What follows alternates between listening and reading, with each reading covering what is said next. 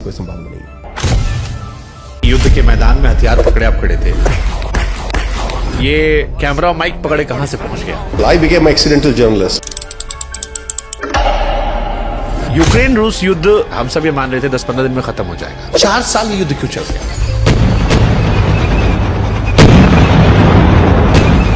तो ये लड़ाई चल रही है, ये यूक्रेन और रूस की नहीं चल रही है।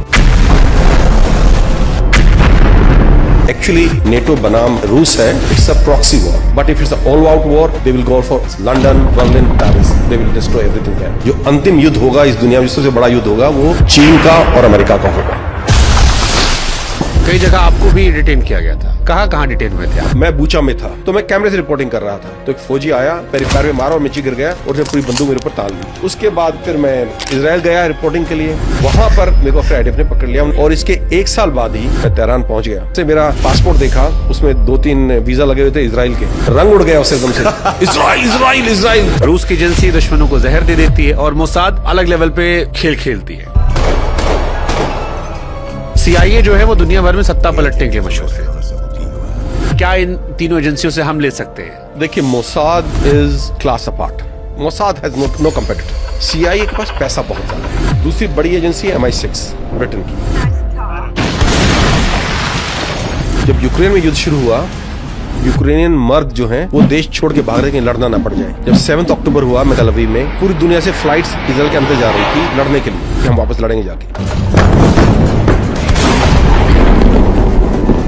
यूक्रेन, इजराइल और ईरान, किसी ने आपको ऑफर दिया कि डबल एजेंट बन जाओ? ईरान ने बोला, मैंने बोला कोऑपरेट करूंगा। वो सोचे कोऑपरेट करने मतलब है कि मैं उनका एजेंट बनके इजराइल दोबारा जाऊंगा। क्या कमियां हैं इंडियन आर्मी में? हर एनकाउंटर में अगर हमने 2 उग्रवादियों को मारा है तो हमारे 2 जवान भी मारे गए हैं, कई बार ज्यादा मारे गए। 2 मिलिटेंट मारे गए हैं, जबकि फौज के 2 जवान शहीद हो गए हैं और 2 आतंकियों को मार गिराया है। सेना का एक जवान भी गंभीर रूप से घायल हो गया। वो एक मोटरसाइकिल चल रही है, उसके ऊपर डंडे लगा रखे हैं, किसी में 10 लोग, किसी में 20 लोग।